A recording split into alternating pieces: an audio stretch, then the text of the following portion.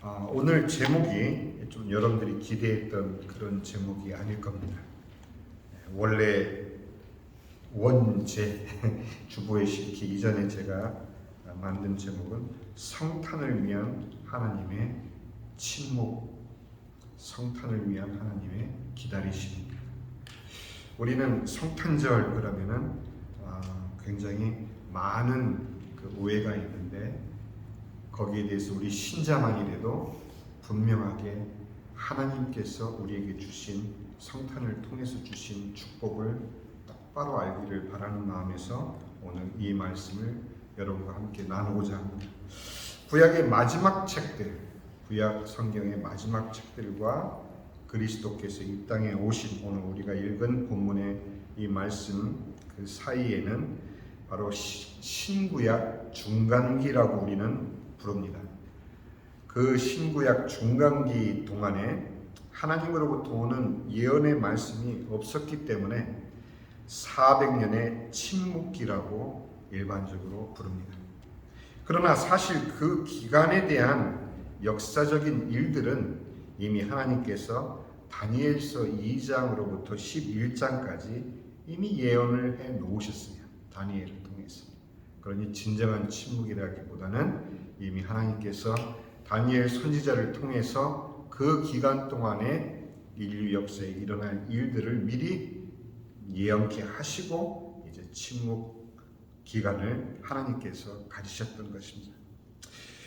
하나님은 이스라엘의 종교를 보호하시기 위해서 구약 성경 마지막 100년부터 침묵기 처음 100년까지 약 200년 동안 페르시아 제국의 통치하에 있게 하였습니다.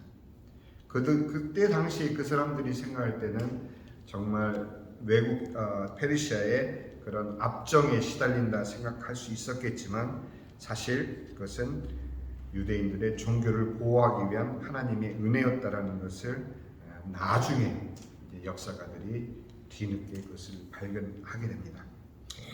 그래서 그 기간 동안에 유대인들은 성전 재건과 예배를 허용받습니다. 유대인 스스로 그 신앙을 보호했던 것이 아니라 하나님께서 그들을 다스리는 페르시아를 통해서 오히려 그 은혜를 베푸셨습니다. 하나님께서 말씀을 안 하셨을 뿐이시지 침묵 가운데서 어떤 일을 하셨는지를 여러분들이 오늘 발견을 하시면 예수 그리스도의 탄생이 얼마나 큰 축복 가운데 우리에게 허락된 하나님의 은혜인지를 여러분들이 발견하시게 됩니다. 역대하 36장 22절에서 23절 제가 읽어드릴게요. 바사의 고레스 왕 원년에 여호와께서 예레미야의 입으로 하신 말씀을 이루시려고 여호와께서 바사의 고레스 왕의 마음을 감동시키심에 그가 온 나라에 공포도 하고 조서도 내려 이르되 바사왕 고레스가 이같이 말하노니 하늘의 신 여호와께서 세상 만국을 내게 주셨고 나에게 명령하여 유다 예루살렘에 성전을 건축하라 하셨으니 너희 중에 그의 백성된 자는 다 올라갈지어다. 너희 하나님 여호와께서 함께 하시기를 원하노라 하였더라. 분명히 이미 그렇게 말씀을 해 놓으셨어요. 역사적으로도 분명하게 하나님께서는 분주히 일을 하시고 계셨던 것이죠. 또한 에스라서에 보면은 1장 1절에서 3절까지 또 이 같은 내용으로 하나님께서 말씀하고 계시는데 제가 2절만 제가 읽어드릴게요. 바사왕 고레스는 말하노니 하늘의 하나님 여호와께서 세상 모든 나라를 내게 주셨고 나에게 명령하사 유다 예루살렘에 성전을 건축하라 하셨나니.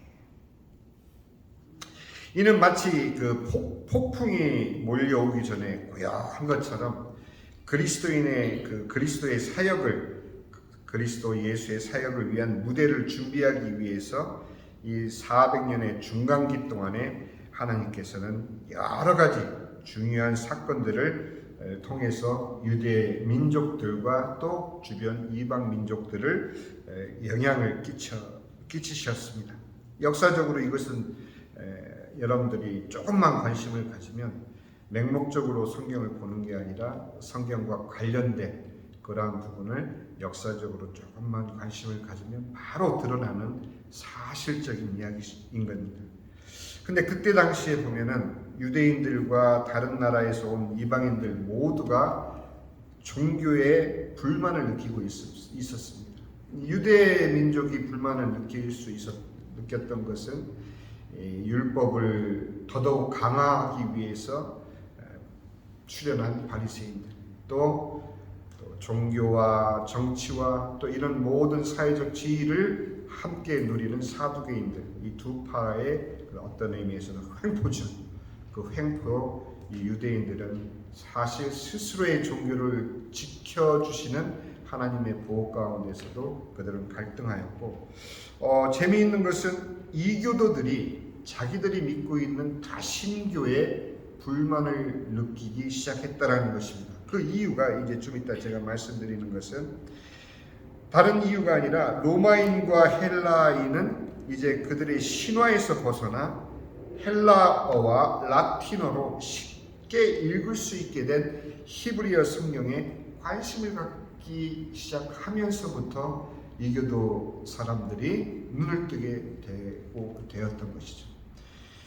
이 유대인들이 그런 가운데서도 사실은 현실적으로는 핍박을 당하고 있었기 때문에 많이 힘들었죠. 그들은 정복당하고 억압받고 더럽혀지고 또 소망이 거의 사라지고 믿음도 바닥까지 떨어지는 그런 상황 가운데서 그들이 스스로 고백하는 것은 무엇이었냐 하면은 이 모든 상황 가운데서 우리를 구원하실 이는 그리스도밖에, 메시아밖에 없노라 하며 메시아에 대한 그들의 확신을 우리는 아주 하찮은 여인이죠. 하찮은 여인, 요한복음 4장 25절에 사마리아 여인의 입을 통해서도 우리가 발견할 수 있을 정도로 그때 당시에 모든 유대 사람들은 마음 가운데 메시아에 대한 실질적인 소망을 품고 살고 있었던 때였습니다. 4장 25절 제가 읽어드립니다. 여자가 이르되 메시아 곧 그리스도라 하는 이가 오실 줄을 내가 아노니 그가 오시면 모든 것을 우리에게 알려주시리이다. 사마리아의 이웃의 눈을 피해서 정오에 물을 길러 나올 정도로 사회적으로도 고립되고 외면당하던 그런 하찮은 여인조차도 그 마음 가운데는 메시아에 대한 소망을 가지고 있었던 그런 시기였다는 것이죠. 사람들은 이렇게 메시아를 받아들일 준비가 되었을 뿐만 아니라 하나님은 조용히 침묵기 기간 동안에 여러 다른 방식으로 움직이고 계셨던 것입니다. 첫째는 로마인들, 그 당시에 거의 유럽을 장악하고 세계를 정복했다시피 하는 동방은 차치하더라도 그 로마를 통해서 가장 혁혁한 것은 바로 우리 대한민국이 발전하게 된 계기가 경부고속도로가 건설되면서부터 아주 눈부신 발전을 가져온 것하고 똑같이 로마가 바로 도로를 깔았던 것입니다.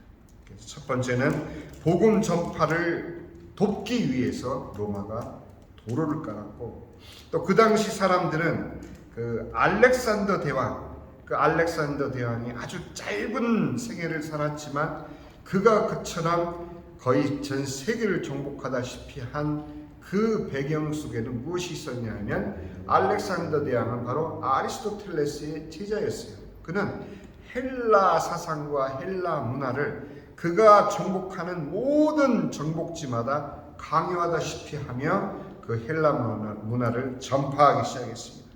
그러다 보니까 자연스럽게 헬라 문화에 대한 그 저변이 확대가 되었던 것이죠. 그래서 나중에 신약 성경을 기록한 언어인 공통의 언어, 바로 코인의 헬라어를 모든 사람, 거의 정복지의 모든 사람들까지도 이해할 수 있는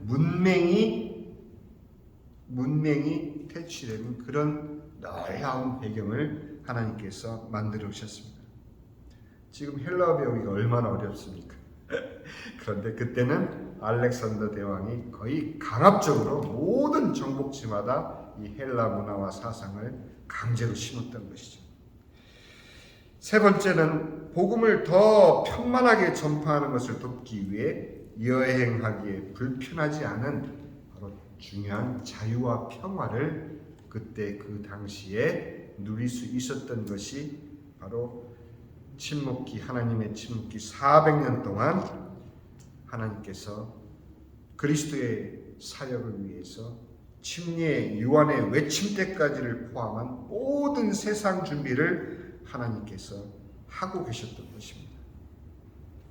성경을 어떻게 보느냐에 따라서 여러분들은 성경을 통해서 하나님의 놀라운 은혜를 발견하실 수 있는 것입니다.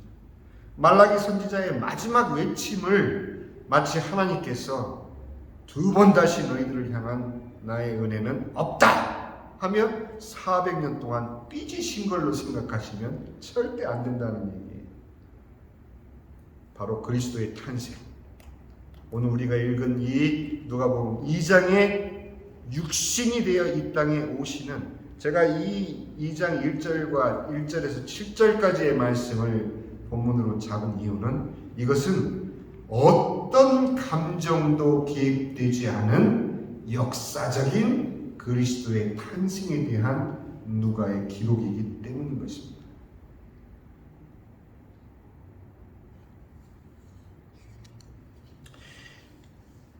그러면 이제 이렇게 누가복음을 통해서 역사적인 성경의 기록을 우리가 봤다면 성경의 성탄에 대한 신앙적인, 영적인 그러한 성탄 본문은 다름 아닌 요한복음 1장 11절에서 14절까지의 말씀이 바로 진정한 우리의 신앙적 성탄 성경 본문인 것입니다.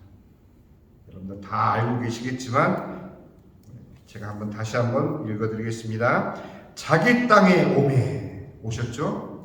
자기 땅에 오매 자기 백성이 영접하지 아니하였으나 영접하는 자, 곧 그 이름을 믿는 자들에게는 하나님의 자녀가 되는 권세를 주셨으니 이는 혈통으로나 육정으로나 사람의 뜻으로 나지 아니하고 오직 하나님께로부터 난 자들입니다.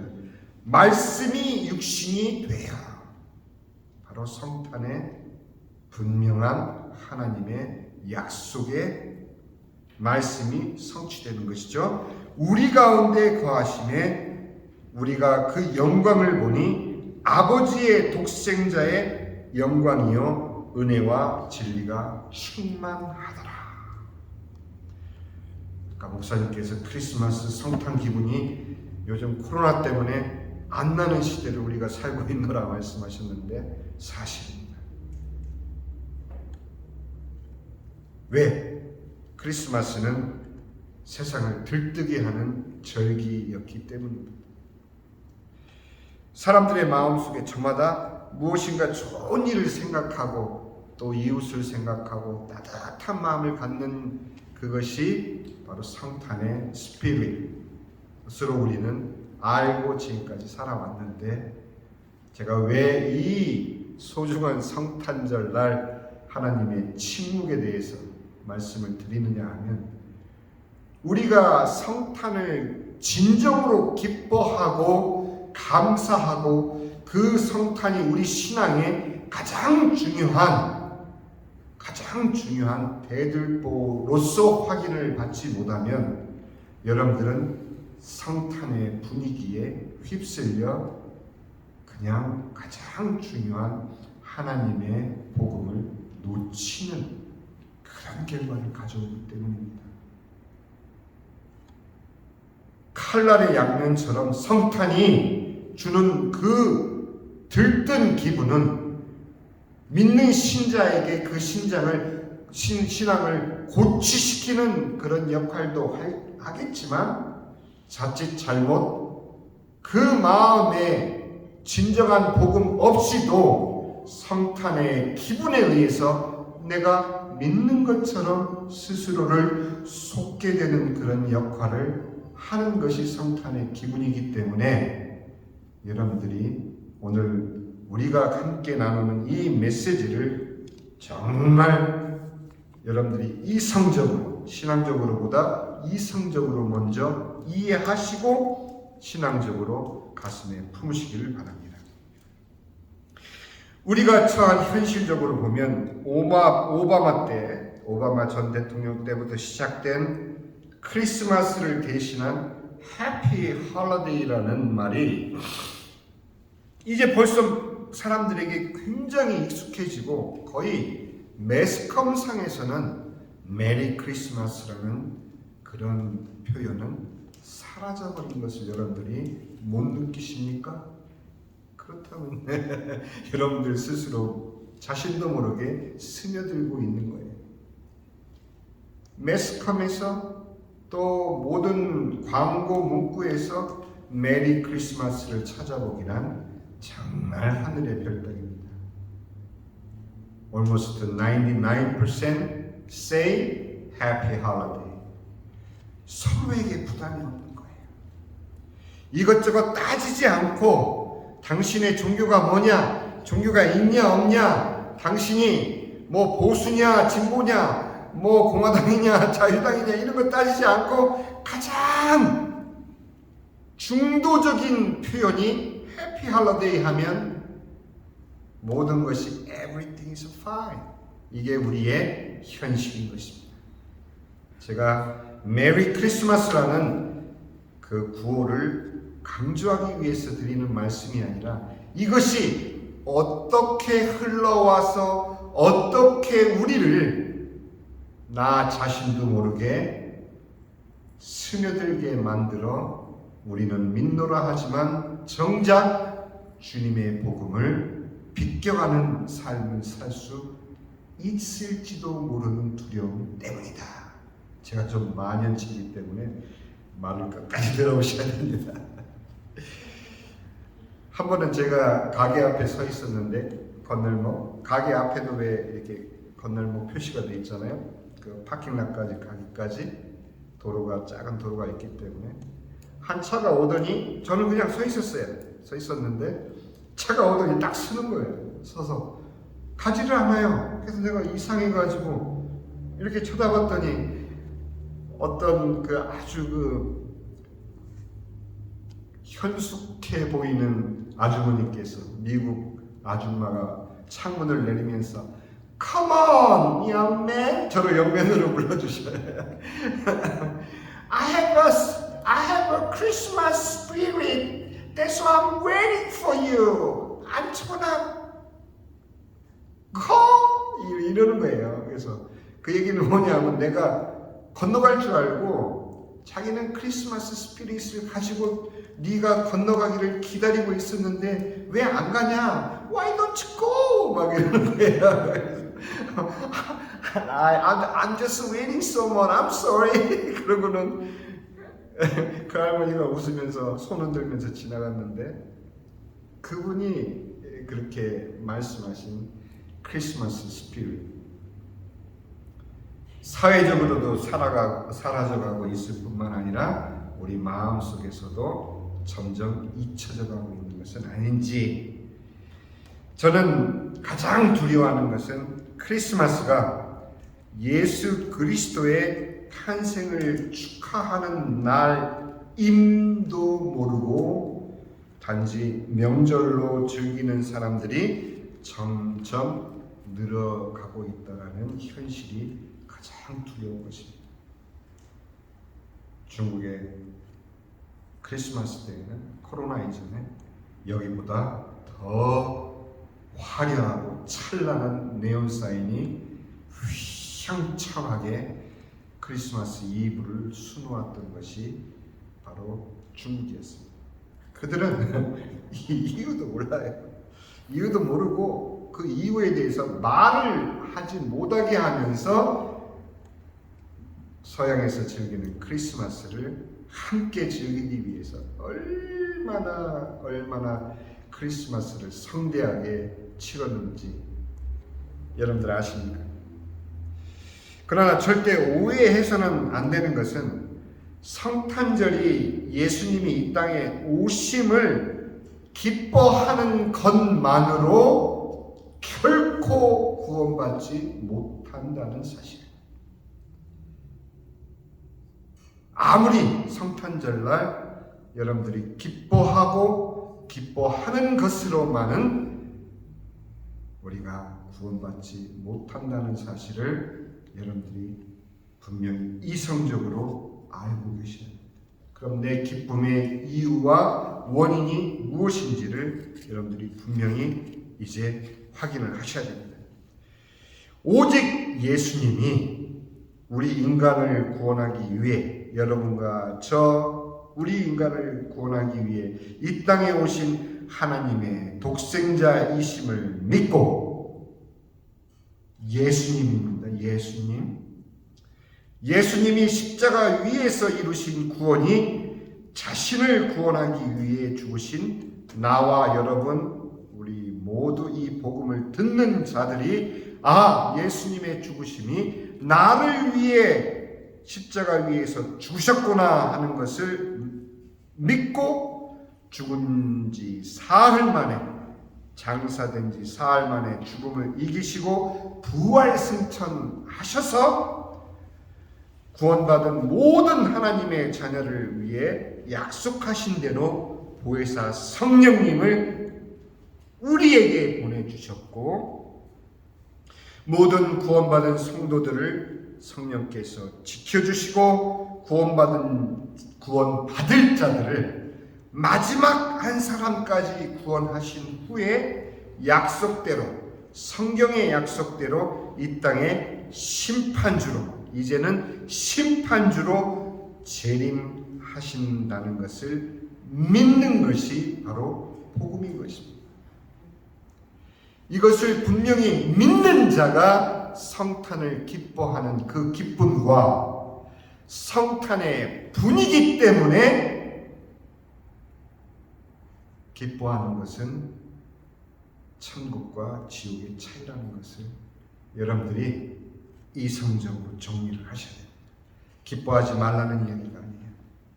분명히 아무리 교회의 행사가 휘황찬란하고 아무리 교회가 금을 돋군다 할지라도 이 사실에 대한 복음의 확신과 이 복음으로 내가 구원받은 하나님의 자녀임을 스스로 신앙 고백하지 못하는 자의 성탄절은 그가 웃을지라도 웃는 게 아니라는 것을 우리는 분명히 알아야 됩니다.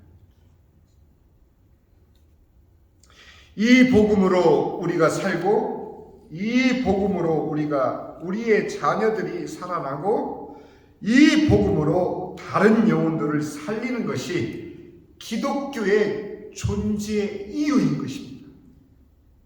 큰 교회 짓고 많은 성도를 만들고 뭐 어쩌니 저쩌니 하는 이것은 다 부가적인 것입니다. 어떤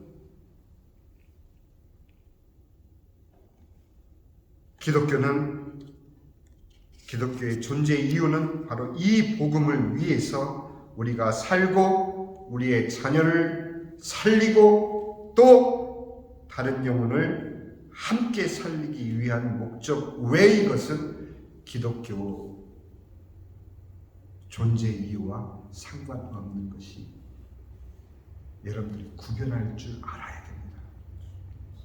교회라는 이름으로, 기독교라는 이름으로 여러분들을 선동하고 여러분들을 이끌고 여러분들에게 영향을 미치려 할 때 과연 이것이 내가 믿는 이 복음과 신앙 고백에 맞느냐, 이것을 여러분들 스스로 분별하지 않으면 여러분들 스스로 자신도 모르게 복음으로부터 비껴갈 수 있다는 사실입니다. 이 복음 전파를 위해 예수님께서는 교회를 세우시고 친히 그 교회의 머리가 되셨습니다. 우리 소망교회는 바로 이것을 위해서 세워진 것이죠. 바로 이 복음만을 전하고 하나님의 말씀을 지키는, 어떻게 지키냐? 그 어떤 세파에도 이 강단에서 복음을 포기하지 않는 메시지, 이 강단에서 심리학을 말하고 이 강단에서 노하우를 전수하는 그런 강단이 아니고 복음을 전파하고 하나님의 말씀을 지키는 이것을 위해서 우리 소망교회는 존재해야 되는 것입니다. 복음은 기독교의 기초가 아니에요. 예수 믿습니다 하면 새신자반에서 공부하는 그런 기독교의 기초가 아니라는 말씀입니다. 복음은 바로 기독교의 전부인 것입니다. 길이요 진리요 생명 되신 예수님의 복음만이 바로 우리 기독교가 존재하는 이유이며 여러분들이 신자인 이유인 것입니다. 기독교의 이름으로 얼마나 많은 비진리가 여러분들을 현혹하고 있는지 그것으로부터 벗어나셔야 됩니다. 저는 너무도 감사한 것이 우리 소망의 교회가 여기는 믿음이 없으면 올 수가 없는 교회입니다. 왜? 재미도 없죠.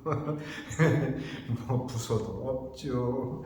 친구도 그렇게 많지도 않아요. 오직 딱 하나 기대하는 것은 우리 사모님의 요리 솜씨. 그것 때문에 점심시간에는 그냥 행복이 넘쳐나지만 믿음 없이는 올 수 있는 곳이 아니에요. 그것도 치속해서 올 수 있는 곳이 아니에요. 왜? 더 많은 재미와 더 많은 것들이 세상에 많기 때문에. 그러나 우리 교회가 이 복음을 끝까지 포기하지 않고 외치는 한 하나님께서는 이 소망의 교회를 이 땅에 끝까지 지켜나가실 줄 분명히 믿습니다. 저는 그렇게 믿어요. 복음이 포기되지 않는 한 하나님은 예수님의 복음으로 인간을 구원하시고 구원받은 그들을 교회로 부르셨기 때문이고 신자들로 이 복음을 전하게 하시기 위해서 하나님의 말씀을 듣게 하는 것입니다. 여러분 그동안 얼마나 듣기만 하고 입을 열지 않고 살았는지 입에서 이제 곰팡이 날 때가 된 것 같습니다. 내가 전할 수 있는 모든 의사 표현을 동원해서 내게 있는 가장 소중한 것을 이제는 말해야 되는 그런 새해가 됐으면 좋겠습니다. 정말입니다.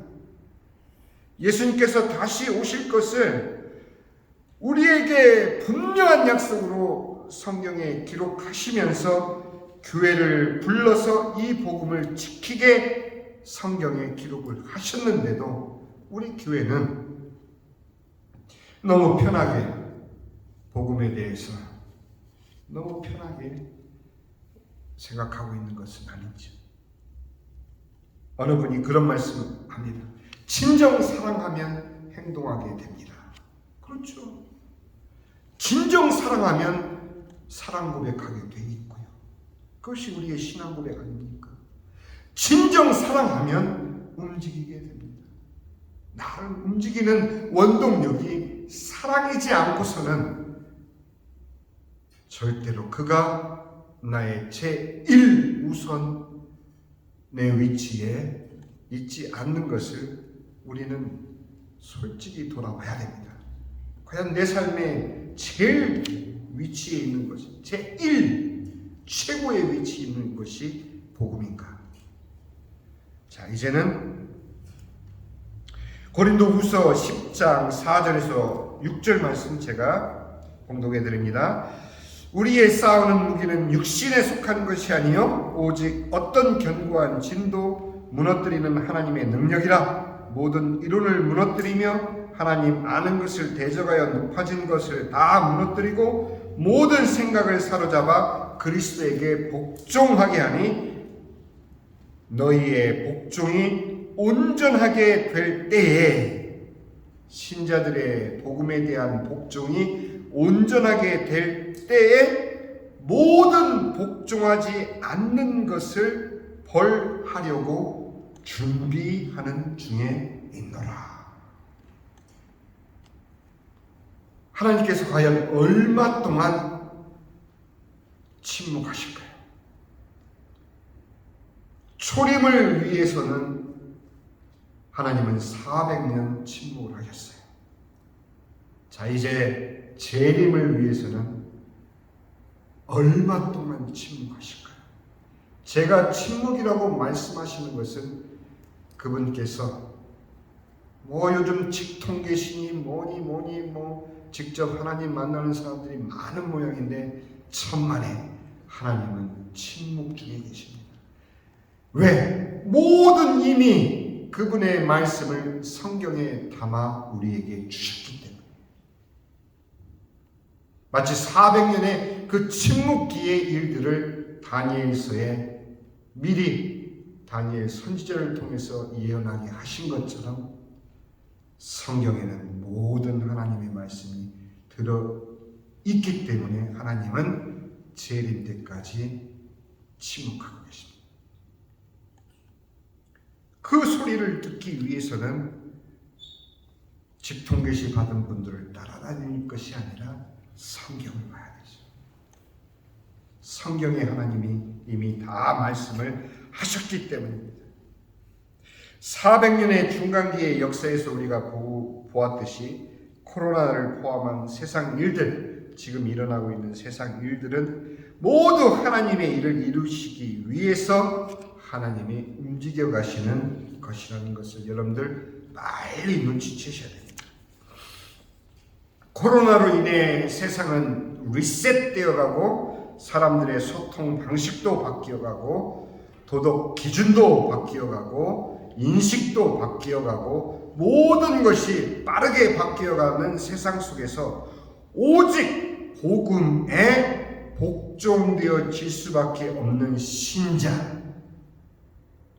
나의 주변은 그렇게 모든 것이 빠르게 변하고 있는데 나는 오직 변하지 않는 복음에 복종한다는 것은 바로 외로움입니다. 여러분들 신앙의 외로움을 느끼고 계십니까? 요즘? 여러분들 스스로 신앙의 외로움을 못 느끼고 있다면 여러분들은 이 변화되는 세상 속에 지금 나 자신도 모르게 스며들고 있다는 증거입니다. 외로우셔야 됩니다. 진정한 신자라면 이 세상을 바라보면서 외로우셔야 됩니다. 그 외로움이 바로 신앙인 것입니다.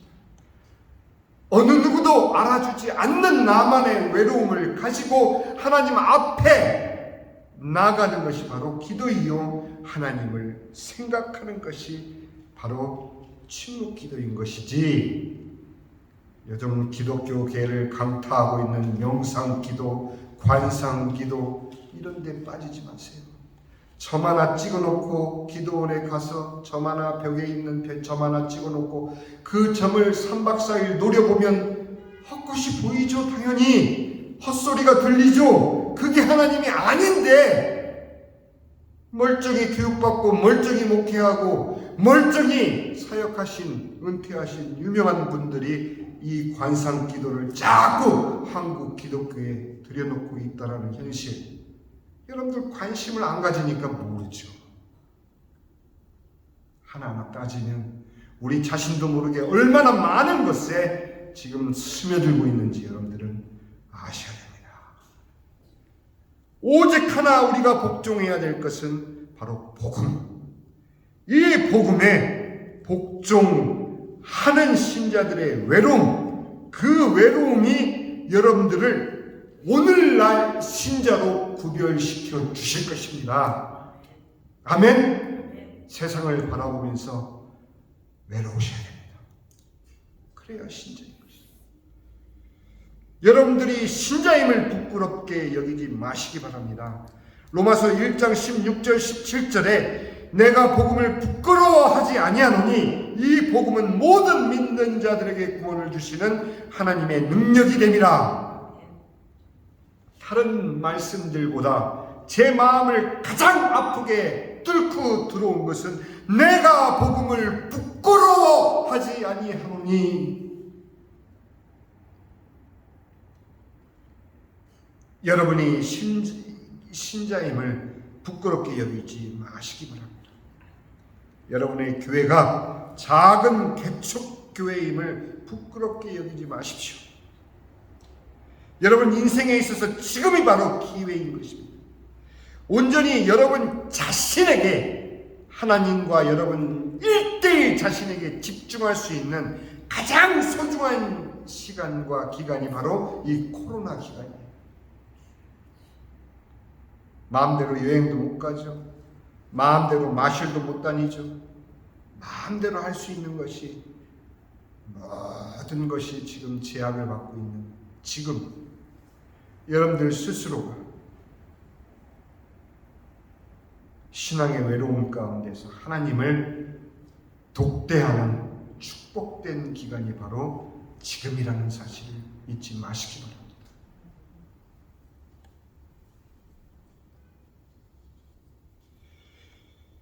많은 이론으로 분주한 그 어떤 사상보다 복음으로 통일시킨, 모든 세상의 이론을 복음으로 통일시킨 강력한 하나님의 무기를 만들어야 되는, 여러분들의 개인의 무기를 만들어야 되는 바로 지금인 것입니다.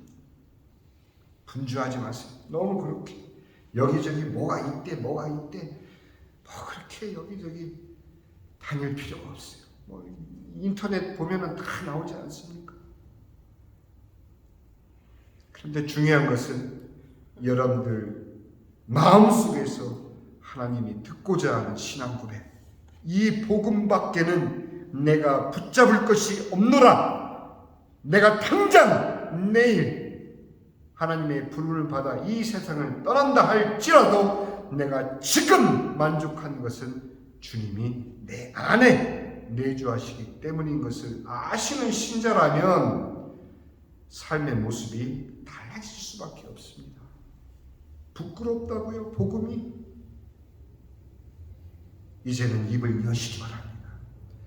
내년 새해부터는 여러분들이 이 입을 열기 위해서, 이 복음을 나누기 위해서 돈을 쓰시고, 이 복음을 나누기 위해서 밥을 사고, 이 복음을 나누기 위해서 삶을 오픈하십시오. 여러분들에게 있어서 이 복음이 가장 중요하고 소중한 바로 이것 하나에 여러분 인생을 복종하기를 원하신다면 여러분들이 가진 모든 것을 소비해서라도 마치 니고데모처럼 마지막 그가 주님의 장사를 위해서 드린 돈은 그의 전 재산이었습니다.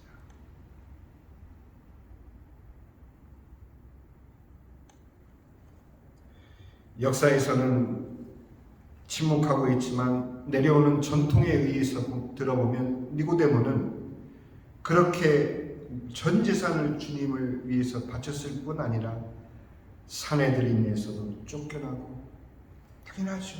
신앙 고백을 했기 때문에.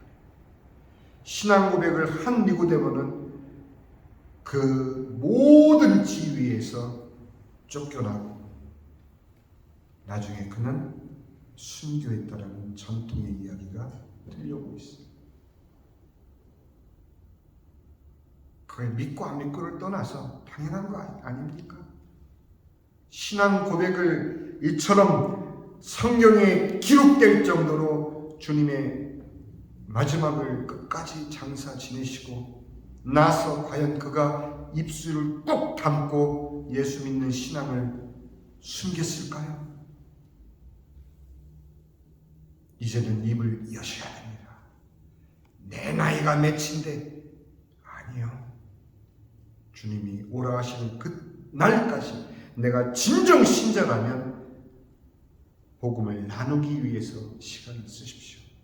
복음을 나누기 위해서 친교를 갖고, 복음을 나누기 위해서 직장을 갖고, 복음을 나누기 위해서 여러분들이 열심히 일해서 돈 벌고, 그렇게 얻어진 것을 가지고 복음에 대해서 입을 여셔야지.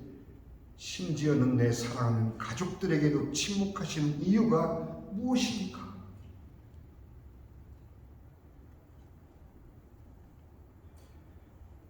고린도후서 10장 6절의 말씀은 우리 신자들에게는 복된 소망의 메시지이지만 세상에게는 마지막에 대한 경고의 메시지라는 사실을 여러분들 잊지 마시기 바랍니다.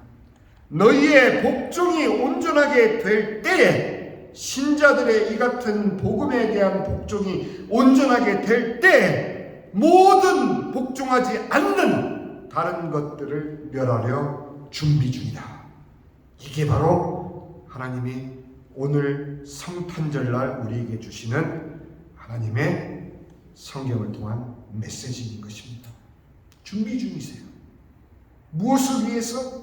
복종하지 않는 자들을 벌하려고 준비 중인 것이에요. 공포를 조장하는 것이 아닙니다. 그 말 이전에 과연 우리는 복음에 복종하고 있는가가 더 중요한 사실입니다.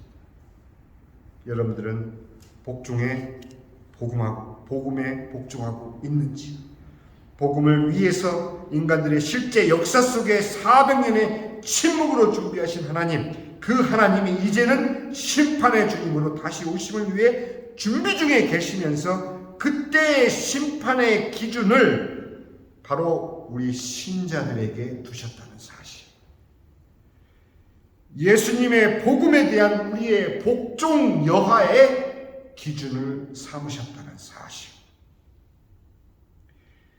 다가오는 새해에는 저와 여러분들이 온통 복음만을 이야기하는 새해가 되시기를 주님의 이름으로 축원합니다. 아멘. 기도하겠습니다.